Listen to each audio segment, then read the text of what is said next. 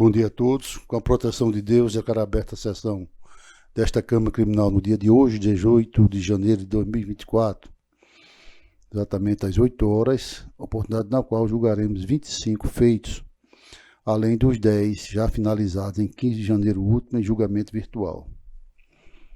Cumprimento inauguralmente o desembargador Glauber Rego, doutor Ricardo Tinoco e doutor Anísio Marinho, primeiro procurador de Justiça, aqui assentado como representante do Ministério Público.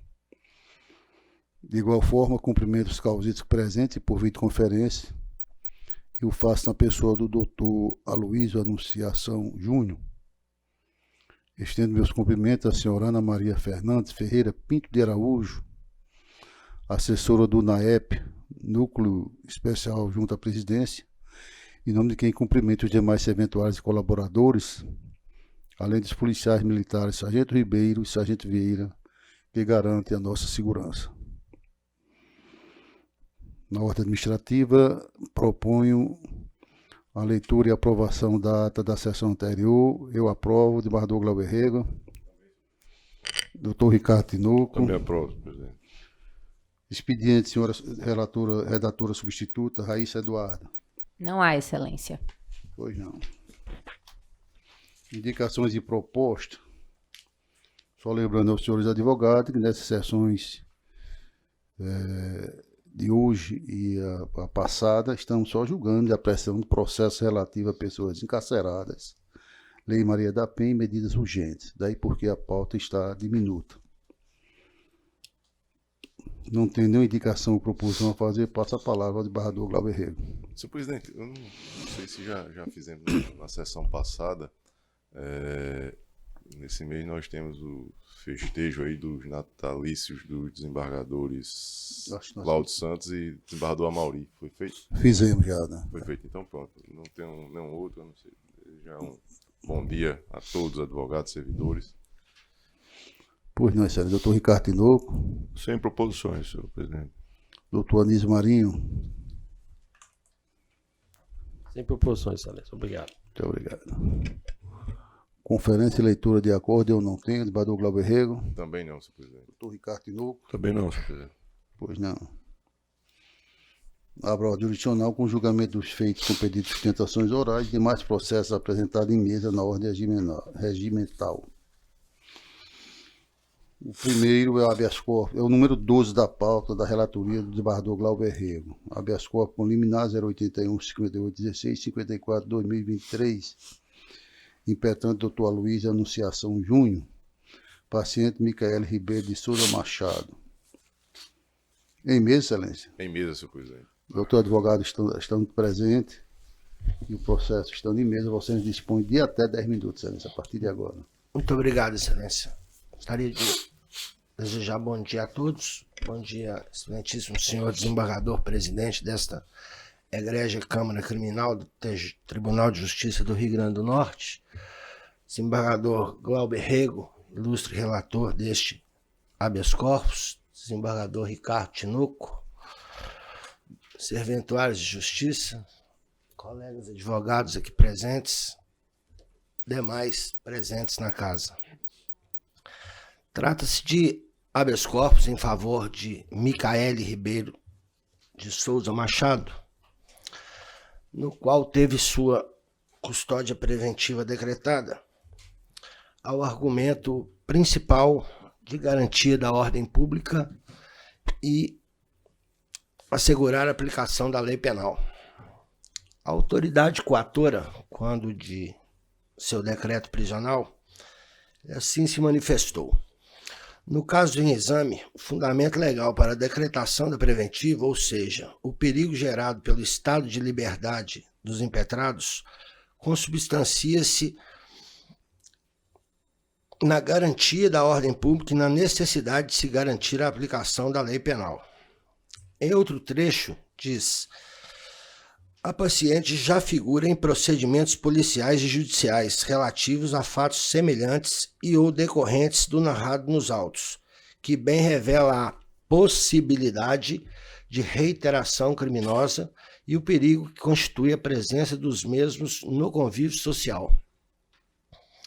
A ilustre procuradora de Justiça, em seu parecer, reforça os argumentos ordem pública e reiteração criminosa, assim se manifestando. Registre-se que o decreto preventivo teve o intuito de preservar a ordem pública com vistas à paralisação das atividades do grupo criminoso. Pois bem, os fatos geradores do presente processo aconteceram em março de 2023. O pedido de prisão e o decreto prisional aconteceu em junho de 2023.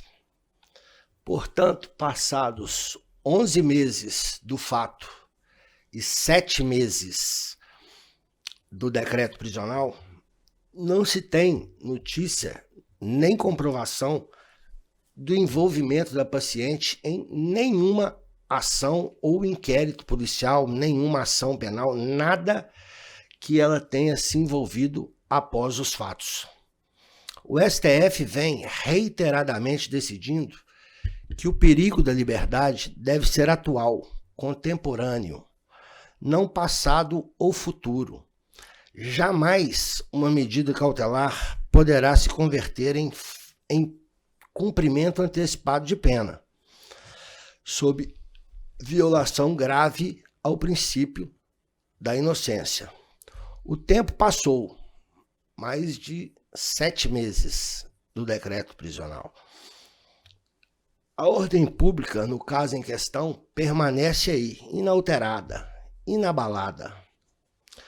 O eminente desembargador Glauber Rego, relator deste HC, ao decidir o pedido de medida liminar, assim se manifestou: não vislumbro a presença do fumo bonis iuris e do perigo in mora, notadamente por haver referência no ato coator, no sentido de que a paciente, além de se encontrar foragida, responde a outros feitos criminais, o que, ao menos nessa análise superficial, parece justificar a medida extrema. Com devido respeito à autoridade apontada como coatora, a informação de que a paciente responde a outros feitos policiais e ou ações penais definitivamente não procede. Junto a este remédio heróico, foram anexadas todas as certidões criminais de todos os estados da federação, comprovando cabalmente que a mesma não responde a nenhuma ação penal. Quanto ao fato dela se encontrar foragida, foragido, num termo mais coloquial, vamos colocar assim, é aquele que é procurado pela justiça, se esconde, se esquiva. No caso, a paciente continua residindo no mesmo endereço de conhecimento das autoridades policiais. Pode-se afirmar que não houve uma única diligência por parte da polícia no sentido de tentar dar cumprimento a esta ordem. Nenhuma. A paciente, por outro lado, não compareceu espontaneamente à delegacia de polícia por absoluta necessidade de cuidar de seu filho menor. Vale aqui lembrar que o pai da criança, seu marido, encontra-se preso e jogado ao cárcere por força de decreto prisional expedido pela mesma autoridade apontada como coatora há mais de 95 dias. Importante destacar também que a denúncia foi recebida no dia 16 de novembro passado. Até a presente data, passado mais de 60 dias, a Secretaria do Juízo permanece inerte. Não foi expedido sequer o mandado de citação. Nem o mandado de citação foi expedido. Entretanto, mesmo não havendo sido expedido o mandado de citação, por consequência não haver sido citada para o início da ação penal, a paciente já apresentou sua defesa preliminar, demonstrando compromisso com a justiça, compromisso com o processo e que em nada irá atrapalhar a instrução processual. Nada. Por outro lado, com a prisão de seu marido, passou a ser a única pessoa que pode cuidar de seu filho. Os seus laços familiares estão todos comprometidos com doenças, com incapacidade declarada, tudo isto documentado nos autos. Com essas considerações, requer o impetrante que seja concedida a ordem e, em caso de ultrapassado isso, que seja concedida a mesma o direito à prisão domiciliar para que possa continuar cuidando do seu filho, sob pena do menor ficar totalmente desassistido e correndo o risco até mesmo de acabar num abrigo, num asilo, num abrigo ou na FEBEM, alguma coisa desse tipo. São essas as considerações que eu queria fazer e agradeço Vossa Excelência pela atenção. Agradecemos a Vossa Excelência e devolvo a palavra ao eminente relator. Obrigado, senhor presidente. Antes de proferir o meu voto, doutor Aloysio, a OAB de Vossa Excelência aqui é de Minas Gerais. Perfeito. Este é o único processo? É o único processo que eu tenho aqui. Perfeito, tranquilo. Senhor presidente, o voto eu já disponibilizei e vou tentar resumir. O mandado de prisão está em aberto. Né? Está, sim, senhor. Pois é de junho de 2023. Então, me parece permanecer rígido ainda o fundamento de que a prisão ela é necessária para assegurar a aplicação da lei penal. Do mesmo modo, senhor presidente, há o fundamento também de que a preservação da ordem pública, considerando que foram 21 os crimes praticados e que responde a paciente, demonstra uma periculosidade e a necessidade da prisão provisória para que possa se assegurar aí a ordem pública. Então, de forma resumida, eu conheço e denego a ordem. É o meu voto, senhor presidente. Doutor Ricardo Tinoco. Bom, também já acompanhei Vossa Excelência. Realmente a fundamentação trazida muito convincente, malgrado a sustentação elogiosa de Vossa Excelência. Então, eu proclamo que a ordem foi conhecida e denegada a unanimidade de votos. Muito obrigado. Perfeito, muito obrigado. Queremos registrar a presença em nosso plenário da senhora Ana Maria Fernandes Ferreira Pinto de Araújo, né? Homenageada hoje em nome de todos os servidores. Ana Maria, que é uma presença marcante no tribunal de muito tempo, tivemos a oportunidade de trabalhar junto, não proximamente, mas, né? E eu me sinto muito orgulhoso em saudar todos os servidores do Tribunal de Justiça, piloto do Poder Judiciário em nome de Vossa Senhoria. Muito obrigado pela presença, viu? Justa homenagem, senhor presidente. Me acosto. Pois não. Integralmente. Tá bem, Pedro. O seguinte é o número 8 da pauta da relatoria do Dr. Ricardo Tinoco. Habeas corpus 081, 52, 81, 22, 28, 2023. Impetrante, Dr. Marcos Aurélio Santiago Braga e outros. Paciente JRB. É segredo de justiça, nós só pedimos ao ilustre advogado para que nós não adiemos o julgamento, que evitar citar o nome das partes e alguns detalhes que venha, pois não. Em mesmo, Excelência? Em mesmo, senhor presidente. Vossa Excelência dispõe a partir de agora de até 10 minutos. Muito obrigado, Excelência. Gostaria de cumprimentar, dando bom dia ao desembargador Saraiva Sobrinho, eminente presidente desta elogiosa turma, Câmara Criminal, melhor falando, o desembargador Glauber Rego, eminente desembargador vogal deste processo, e o desembargador juiz convocado Ricardo Tinoco, eminente relator do presente caso. Também gostaria de cumprimentar o doutor Anísio Marinho, que muito honra o Ministério Público e se faz presente aqui, bem como os advogados, servidores, policiais, todos aqui presentes. Desembargadores, o caso aqui, como bem destacado pelo eminente presidente, sem fazer menção especificamente às pessoas envolvidas, trata de uma questão jurídica onde suposto infrator de medida protetiva, um homem que teria infringido uma medida protetiva contra si imposta, recebeu uma ação penal justamente do crime do artigo 24A da lei conhecida como Maria da Penha. Foi imputada pelo Ministério Público o descumprimento por 6 vezes dessa medida protetiva imposta de distanciamento, de ausência total de contato com a suposta vítima, sua ex-esposa.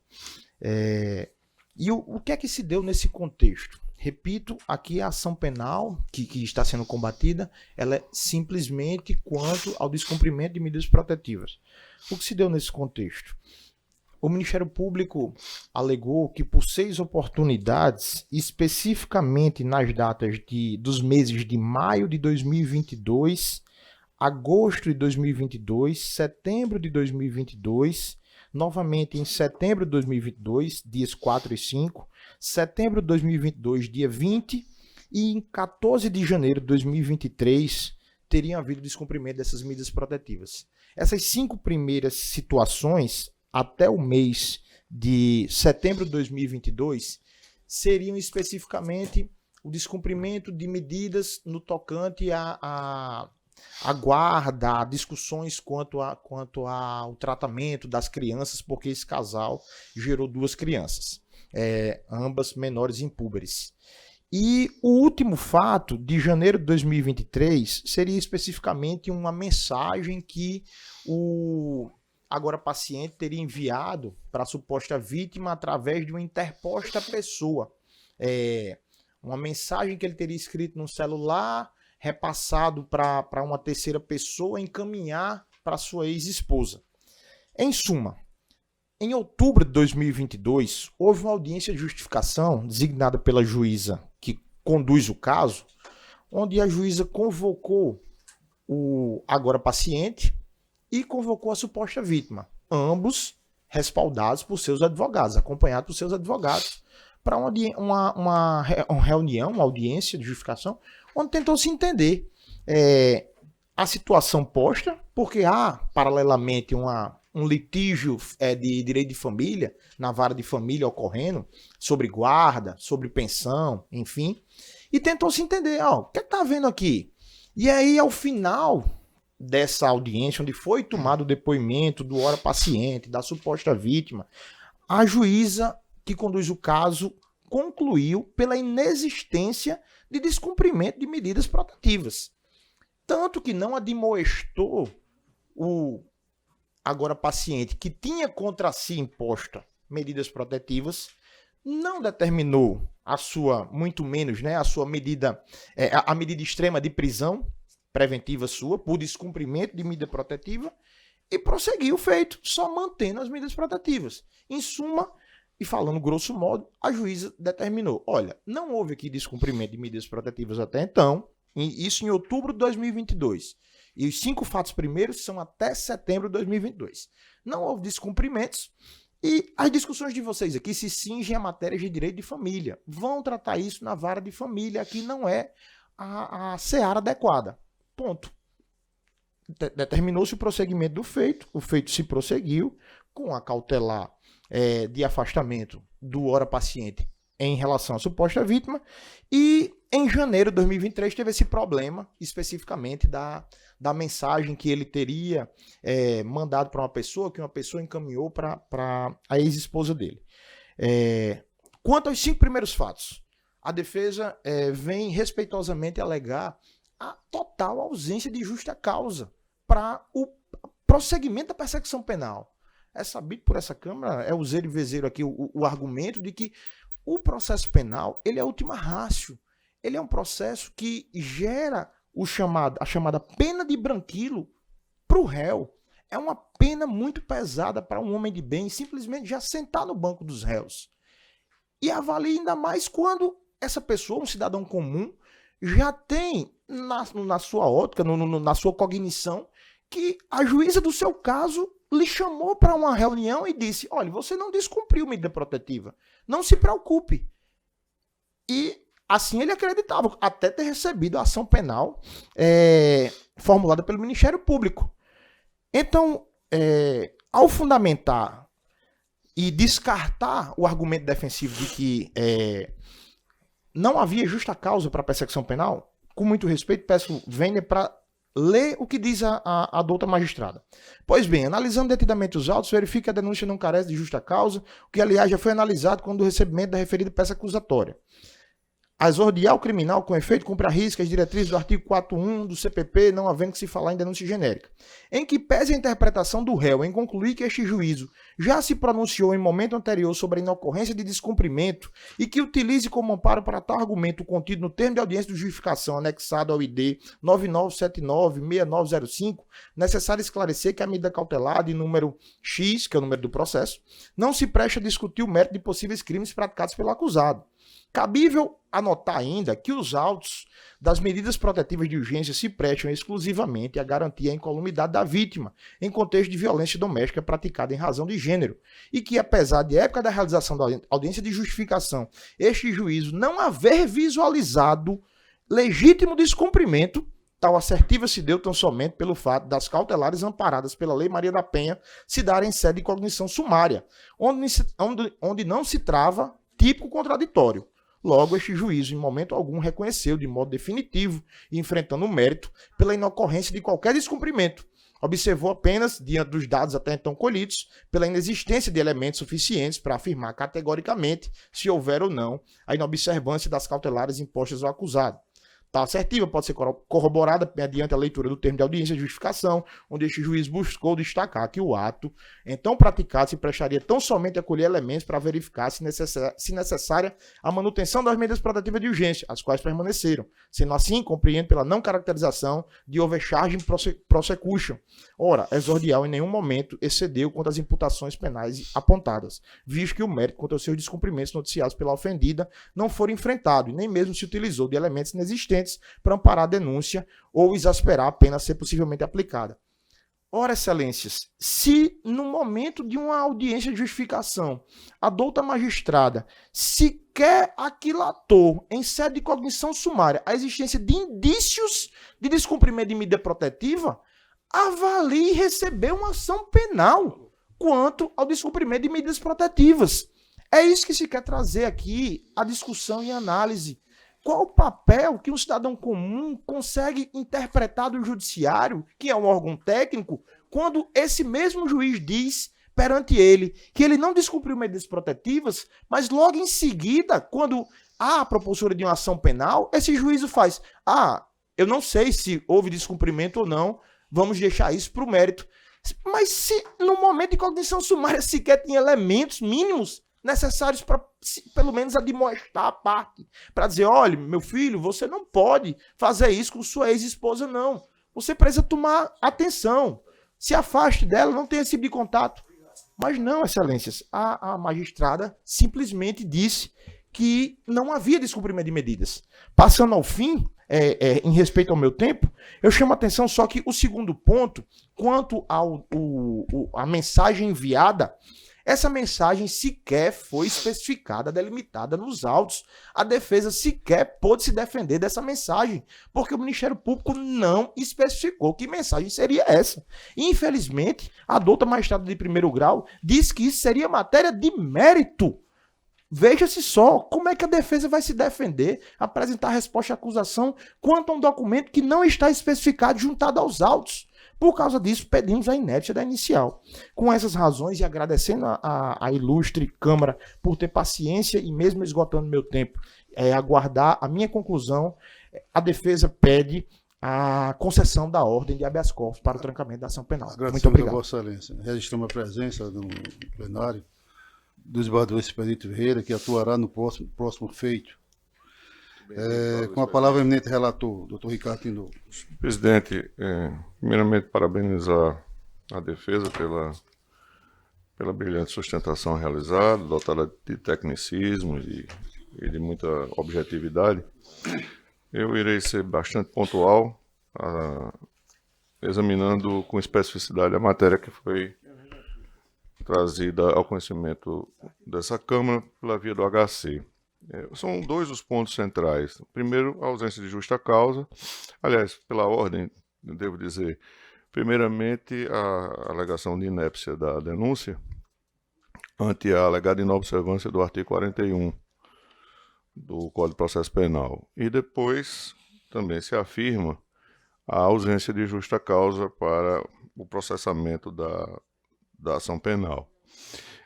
Eu digo aqui no voto, conforme está disponibilizado a Vossa Excelência, que com referência à primeira matéria, não se observa nenhum vício formal ou material que retire da peça introdutória a sua admissibilidade para fins de instauração da persecução criminal em juízo. As referências que se faz à materialidade delitiva, ou seja, a discriminação, a indicação, a individualização das condutas, assim como a correlação entre ela ou elas e a tipicidade apontada na peça, também atende às exigências mínimas para essa finalidade. Agora, o ponto subsequente é o que realmente demanda uma atenção mais acurada. A pretensão aviada via o HC é de trancar a ação penal porque, segundo se afirma, teria a juíza, numa audiência de justificação, afirmado já a inexistência dos alegados descumprimentos das medidas protetivas anteriormente fixadas. A defesa se arrima no fato de que como se já se tivesse antecipadamente firmado convencimento a esse respeito. É bastante importante, nessa hora, dizermos que nessa fase do procedimento, o exercício da cognição judicial se dá de forma sumária. Não é possível se conferir ao juízo, ainda que às vezes a expressão vocabular utilizada por ocasião da decisão denote esse tipo de compreensão. Nenhum juízo é dado em audiência dessa natureza firmar convencimento definitivo a respeito de fato tal ou qual. De modo que compreender, ainda que se reconheça que as palavras consignadas no termo, quando se diz que não há configuração de legítimo descumprimento, possa de fato semanticamente levar à compreensão de que se está formando um juízo definitivo, diga-se, esse juízo definitivo não pode ser lançado por ocasião de uma audiência de justificação. A audiência de justificação, a audiência que seja, ainda que não fosse de justificação, fosse uma audiência até de maior envergadura, né?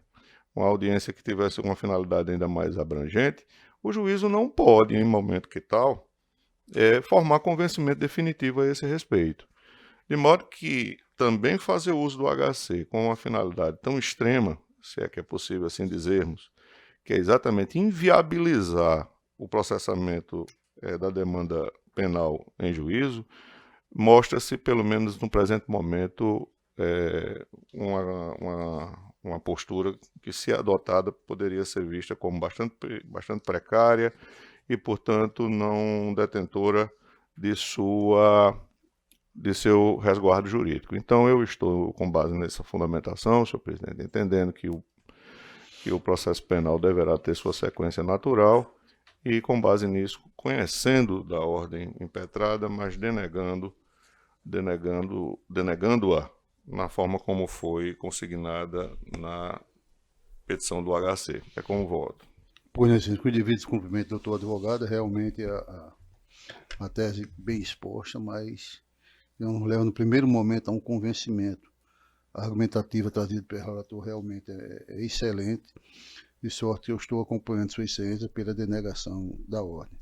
Debatedor Glauber Rey, como vota? Senhor presidente, também me chamou a atenção o caso e de forma bem resumida, o que traz a defesa de que no momento da audiência justificativa a magistrada disse não haver o descumprimento das medidas impostas até então. Naquele momento a discussão era porque poderia ser agravado com outras medidas a situação. Então, ali, numa análise ligeira, rápida, própria daquele momento, a magistrada afirmou essa posição e não agravou a situação do paciente. E aí sobreveio a informação de um bilhete que eu concordo com a defesa, de fato deveria ter sido juntado, o contraditório fica, de certo modo, fragilizado, mas a dúvida que tenho é diferente de uma situação de se tivesse ele segregado. Aqui não, essa dúvida o beneficiaria, mas a discussão aqui é o recebimento ou não, o trancamento da ação penal. Então, eu vou concordar com o relator fazendo essa ponderação, entendendo até mesmo que o sucesso dessa pretensão acusatória, ela me parece um tanto quanto fragilizada, mas a dúvida, neste momento, importa na denegação da ordem. É o meu voto, senhor presidente. Pois não, então proclamo que a ordem foi conhecida e denegada a unanimidade de votos, em consonância com o parecer da Clínica PJ. Muito obrigado, excelência. Muito obrigado, excelências. Bom dia. Bom dia. O seguinte é o número 16 da pauta da relatoria do Dr. Ricardo Tinoco, onde consta com HC 081 4670 75 2023. Impetrante Dr. Vitor Manuel de Pinto de Deus e paciente Alligaton Patrício de Araújo. Consta da minha suspeição, eu passo, estando presente, como já anunciei, o desembargador Expedito Ferreira, eu passo a presidência dos trabalhos ao eminente desembargador Glauber Rego. Obrigado, desembargador Saraiva, assumo a presidência e ratifico aqui as boas-vindas ao desembargador Expedito e indago se há sustentação oral. Não há inscrição, então processo em mesa. Em mesa, senhor presidente. Vossa Excelência tem a palavra, doutor Ricardo. Pois não. Como vota Vossa Excelência? Muito rapidamente, vou me limitar a fazer a leitura da emenda. Constitucional processual penal, habeas corpus liberatório com pedido de liminar. Paciente denunciado pelo crime de integrar organização criminosa. Artigo 2º, caput, parágrafos 2º e 4º, incisos 1 e 4 da Lei 12.850 de 2013. Não conhecimento liminar do RIT, quanto à tese de negativa de autoria. Matéria que demanda dilação probatória. Descabimento na via estreita do RIT. Prisão preventiva decretada para a garantia da ordem pública. Pretensa revogação ante a alegada ausência dos requisitos e fundamentação inidônea. Impossibilidade. Materialidade e indícios de autoria demonstrados. Crimes cometidos em tese em contexto de um salve da facção sindicato do crime. Necessidade de acautelar o meio social e a instrução processual. Gravidade concreta dos delitos e risco de reiteração. Ineficácia das medidas cautelares diversas da prisão. Constrangimento ilegal não evidenciado. Em conclusão, ordem conhecida parcialmente e no mérito denegada. Como voto, senhor presidente? A ordem de votação, o desembargador Expedito está substituindo o desembargador Saraiva, então, como vota Vossa Excelência, eu conheço e não considero a ordem. Eu também voto no mesmo sentido, acompanhando o relator, proclamo o resultado, processo julgado à unanimidade nos termos do voto do relator. Não há nenhum outro processo que demande a presença do desembargador Expedito. Então, Excelência, a presença de Vossa Excelência. eu agradeço as boas-vindas, cumprimento o doutor Anísio Marinho e todos os componentes dessa Câmara, o presidente, doutor Ricardo Tinoco, Vossa Excelência, e peço permissão para me retirar. Desembargador Expedito, que ficando mais jovem, né? Que tá Com certeza. Um abraço, desembargador Expedito. Eu dou a permissão para Vossa Excelência retirar. E devolvo a presidência a Vossa Excelência. Senhor presidente, aproveitando ainda a parte administrativa, tivemos também neste mês o aniversário do desembargador Cornélio, né? Dia 16. Também já foi. Foram todos. Pois não, senhor. Muito obrigado, desembargador Expedito. O seguinte é o número 3 da pauta.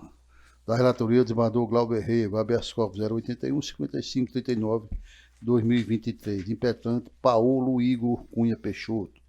Paciente Francisco Nunes da Silva. Em mesa, excelência. Em mesa, senhor presidente. Doutor Igor, Vossa Excelência dispõe a partir de agora de até 10 minutos. Obrigado, desembargador Saraiva Sobrinho.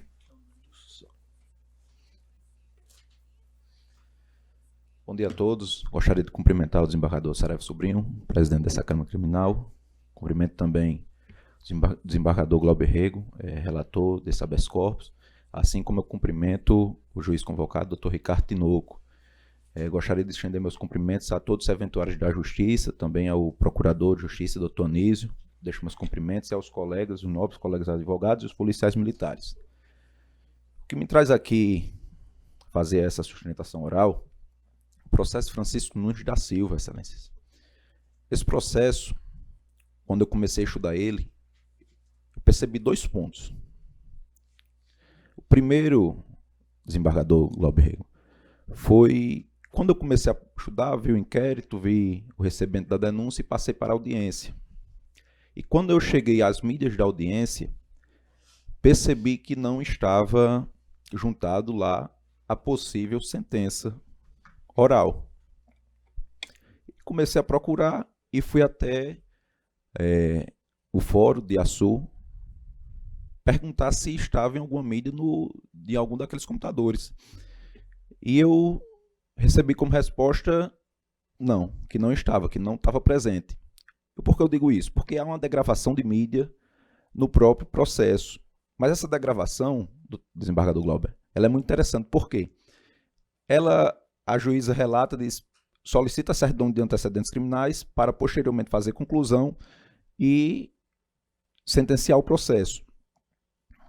Porém, a mídia não estava no processo. E me fez lembrar de um júri, tribunal do júri, que eu realizei lá na comarca de Panguaçu, que o tribunal do júri foi anulado, defesa foi vitoriosa na tese, e o tribunal do júri foi anulado porque a mídia do processo sumiu. A mídia da sessão do tribunal do júri sumiu, e quando chegou aqui a essa Câmara Criminal, a Câmara entendeu que, devido à ausência de mídia, o processo era nulo, o processo do tribunal do júri. Então, localizei a primeira nulidade deste processo. Quando eu passo a analisar o processo novamente, percebi a segunda nulidade. O réu não foi intimado da sentença e o réu estava preso. E o artigo 392, inciso 1º, é claro. A intimação do réu, se estiver preso, e o réu estava preso, era necessário a sua intimação. Portanto, desembargador Glauber, devido a essas 2 nulidades, a primeira da ausência da mídia no processo, a segunda da falta da ausência de intimação do réu, porque é direito do réu exercer sua autodefesa para poder recorrer. O que não houve, só tem a certidão de trânsito julgado e pronto. Então a certidão de trânsito julgado desse processo, ela é nula. Portanto, a defesa entende que há nulidades plausíveis nesse processo e requer o provimento do presente HC. Agradeço a todos os embargadores e ao procurador Dr. Anísio Marinho. Agradecemos, Vossa Excelência, com a palavra, eminente relator. Doutor Pablo certamente não foi o advogado que acompanhou, que esteve presente na audiência de instrução e julgamento. E nesta oportunidade é que foi proferida a sentença condenatória. Então, senhor presidente, eu conheço e denego a ordem, entendendo que não há razão aqui para acolher a pretensão formulada no sentido de reconhecer eventual nulidade. É o meu voto. Doutor Ricardo Tinoco. Com o relator, senhor presidente. Eu também acompanho respeitosamente a sustentação bem elaborada de Vossa Excelência e proclamo que a ordem foi conhecida e denegada à unanimidade em sintonia com o parecer da 17ª PJ. Muito obrigado, Excelência. O seguinte é da relatoria do desembargador Glauber Rego, é o 25 da pauta. Isso, presidente. HC 08000-4684-2024, impetrante Alisson Nilton Cavalcante Peixoto, paciente Ian Caliel Alves Gomes Correia. O doutor advogado Alisson está remotamente, não é isso? É isso? Isso, Excelência. Em mesa, Excelência, já anunciado, doutor Alisson, Vossa Excelência diz que o processo está em mesa, Vossa Excelência dispõe a partir de agora de até 10 minutos. Ok, Excelência, bom dia a todos, desembargadores da Câmara Criminal, eminente representante do Ministério Público, serventuados aqui presentes, demais colegas. O presente writ, ele se destina a apurar especificamente aqui nessa sustentação o excesso de prazo para oferecimento da exordial acusatória, bem como a aplicação de medidas cautelares proporcionais e adequadas ao caso. De se observar, Excelências, que Ian Caliel, ora paciente, foi preso em flagrante no dia 2 de dezembro do ano passado. Portanto, nós já estamos aí em uma segregação, né, cautelar, constrição cautelar, há mais de 1 mês e 30 dias, o que extrapola de maneira evidente o que prevê o artigo 46 do Código de Processo Penal. Excelências, o zelo no trato processual, né, nos casos processuais, na verdade, quando diz respeito a réu custodiado, ele tem que ter um especial relevo. É indubitável.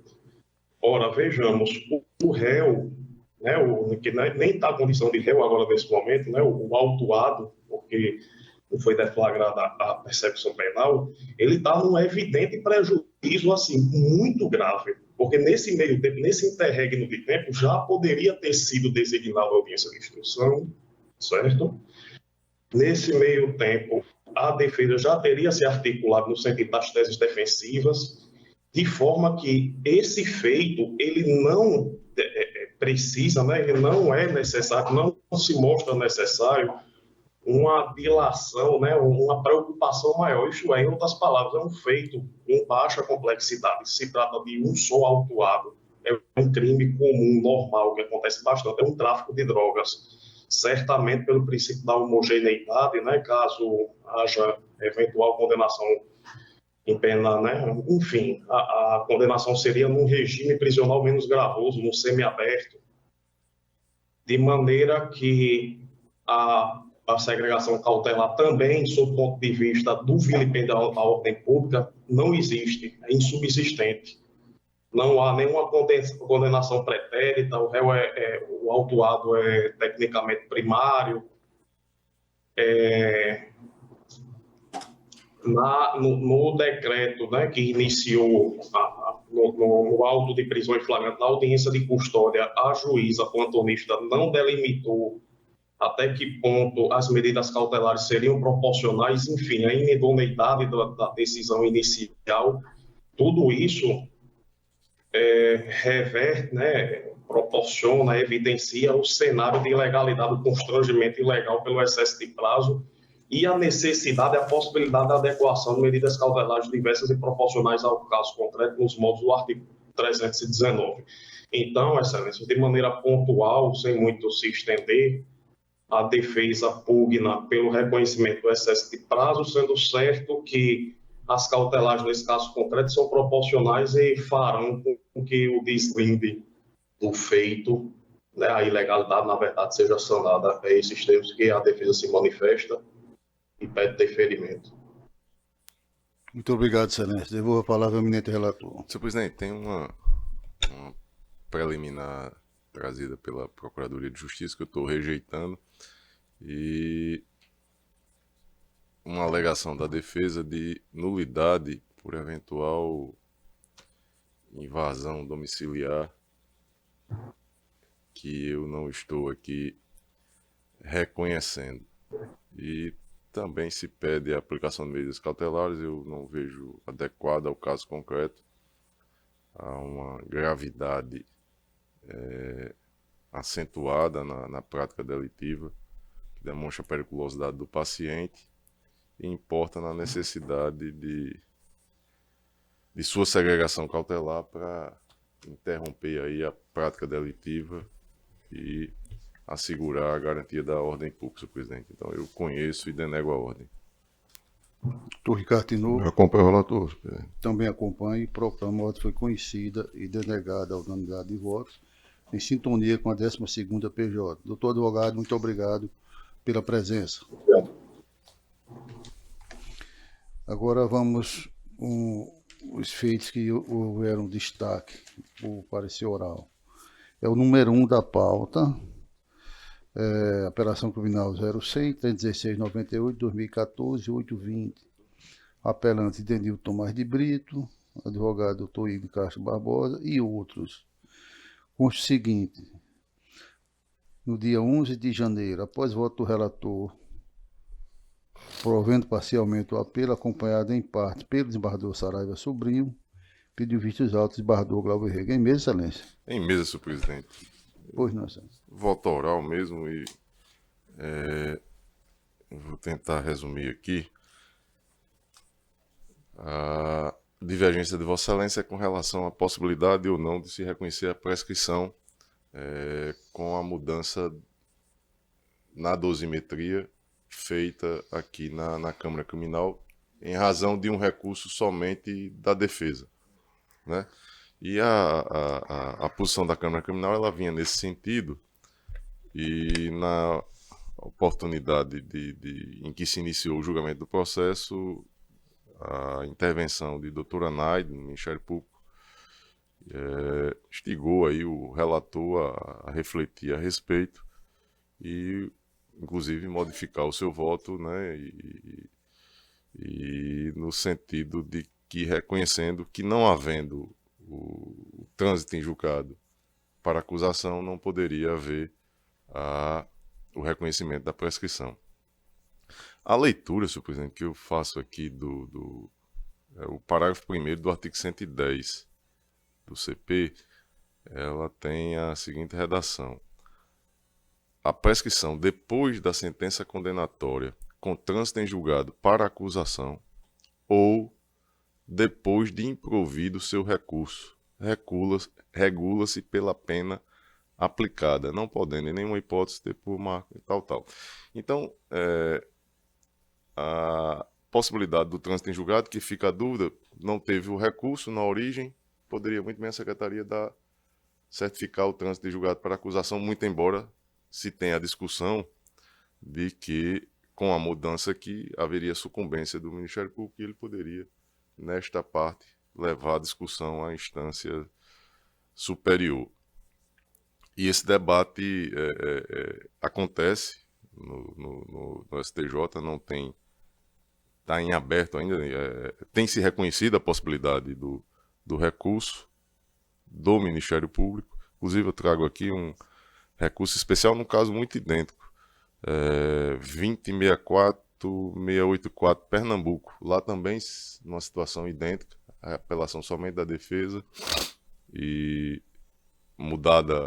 modificada a pena, reconhecida a prescrição, e o Ministério Público recorreu, e lá teve a discussão se poderia ou não recorrer. A relatora entendeu possível a interposição do recurso, contrariando inclusive o parecer, porque lá tinha um parecer que era favorável ao reconhecimento da prescrição, e aí a discussão foi mais acentuada. E também para que não afastasse a possibilidade de se reconhecer a prescrição.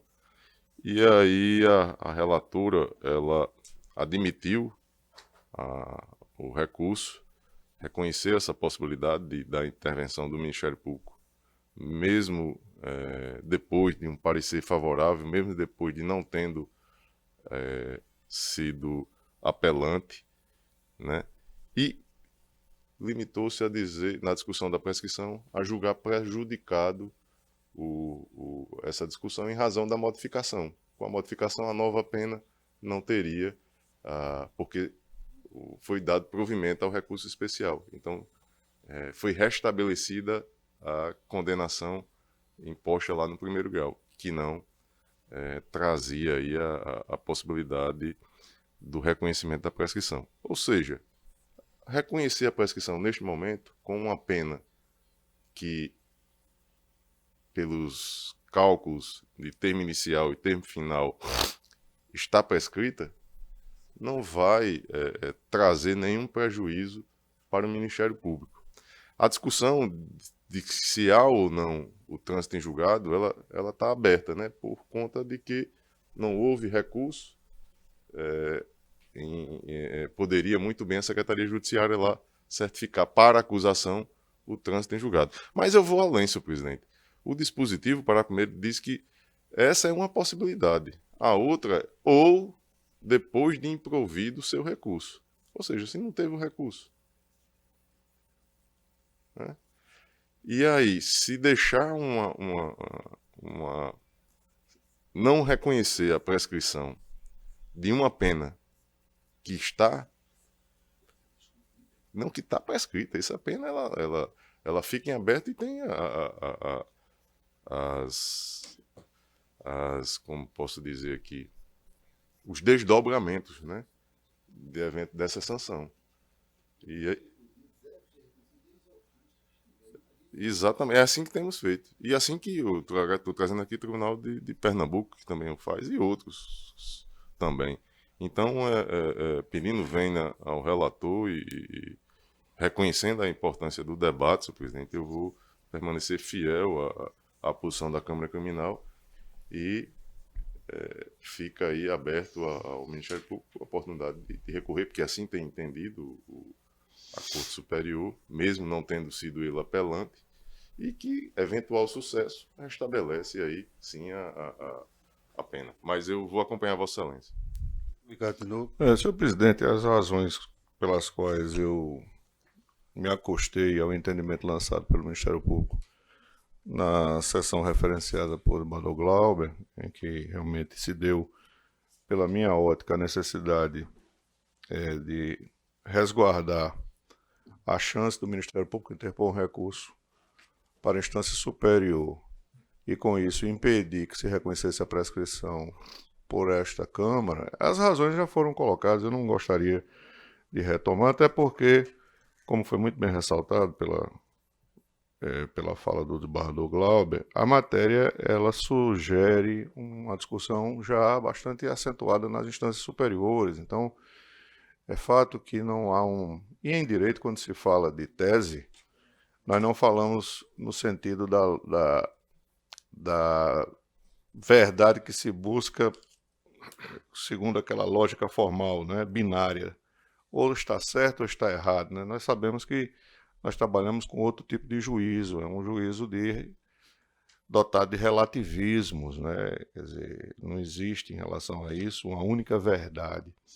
É fato que durante muito tempo nós fomos assim,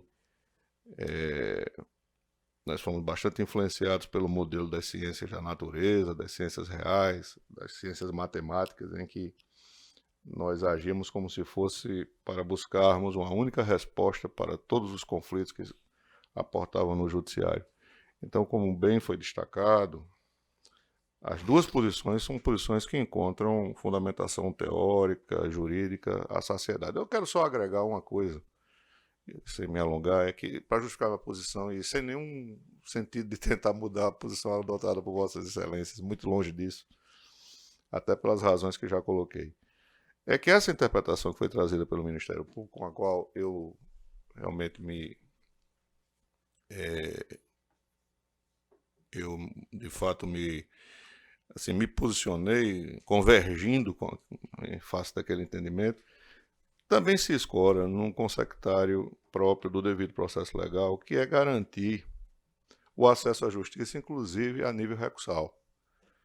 Quer dizer que nós devemos, de ofício, conhecer da prescrição, sem aguardar que o Ministério Público, fazendo uso de um direito que lhe é assegurado, que é interpor o recurso, possa discutir essa pena que foi objeto de alteração e, com isso, não gerar a prescrição que nós inicialmente estávamos a vislumbrar,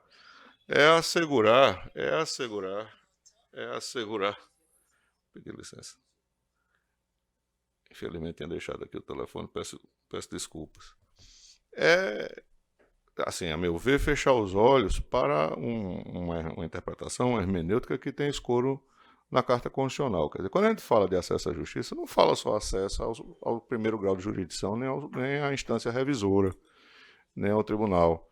Nós falamos também às instâncias superiores. Então, é natural que, havendo a possibilidade da pena ser discutida, inclusive lá, mude-se a interpretação com relação à prescrição, já que, havendo a alteração da pena, alteraria realmente essa possibilidade, ou seja, não estaria mais prescrita a ação penal, e com base nisso, assegurar-se esse reconhecimento só se eventualmente a pena fosse mantida. Então, como o juízo é precário nesse sentido, precário porque o Ministério Público pode interpor o recurso, eu creio que, do ponto de vista constitucional, realmente essa posição assentada pela Procuradoria de Justiça com assento nesta Câmara, na ocasião, ela me parece mais razoável, mas longe, e reitero, muito longe de desejar com isso querer que Vossas Excelências tenham a mesma compreensão que eu. A beleza do julgamento se dá exatamente nessa dialeticidade. Estou apenas trazendo mais esse fundamento para não parecer que a minha interpretação se cinge ao artigo 110. A minha interpretação não se cinge exclusivamente no artigo, até porque não poderia, né? Nós trabalhamos com um sistema jurídico positivo em que a legislação infraconstitucional tem que ser interpretada à luz da Constituição. Então, eu creio que para atender essa ideia de um acesso pleno à justiça, a interpretação que impõe que se aguarde a eventual interposição do recurso ministerial é a mais razoável. Mas, reitero, que o entendimento profligado por Vossa Excelência e por Desembargador Glauber é inteiramente dotado de juridicidade, porquanto estamos diante de teses que são juridicamente possíveis. Era só, senhor presidente, apenas para acrescentar e dizer da importância também, assim como já assentado, de estarmos aqui debatendo o que enriquece muito a atuação da jurisdição do Estado. Era só, senhor presidente. Obrigado. Então, Vossa Excelência fica vencido em parte. Fico vencido, com relação a Tiago Marreiro, né? Isso, esse que subsistia a possibilidade do Ministério Público recorrer. Pronto. Perfeito. Aí Vossa Excelência continua relator, vai só fazer o destaque? Fico como relator fazendo... Faria o destaque, né? Fazendo o destaque nessa parte. Nessa parte. Perfeito, senhor presidente. Então, a proclamação nesse sentido. E estou em sintonia com a quinta PJ. Parcialmente. Não havendo mais destaque, tem o julgamento em bloco. Não tem nenhuma... O 20º, desembargador Glauber, não tem um voto de Vossa Excelência. 20º, deixa-me ver. Da minha relatoria. 20º, está anotado aqui, senhor presidente. Estou acompanhando Vossa Excelência. Pois não. Então, não havendo nenhum destaque com relação aos meus votos, Vossa Excelência mantém Ratifico todos registrados no sistema. Pronto. Eu também. Com relação ao desembargador Glauber, com relação ao doutor Ricardo Tinoco, eu também ratifico, Vossa Excelência também. E com relação aos votos de Vossa Excelência, também ratifico. Doutor Ricardo Tinoco... Também, integralmente. Então, julgado nos termos do voto do relator. Já encaminhando para o encerramento, eu proclamo que a próxima sessão ocorrerá no dia 25 de janeiro, quinta-feira, no horário regimental. Agradeço a todos e a Deus pela proteção sempre. Nosso trabalho é registrando a presença de Raíssa Eduarda Nunes Rego, substituindo Ana, né? Bom dia a todos e muito obrigado.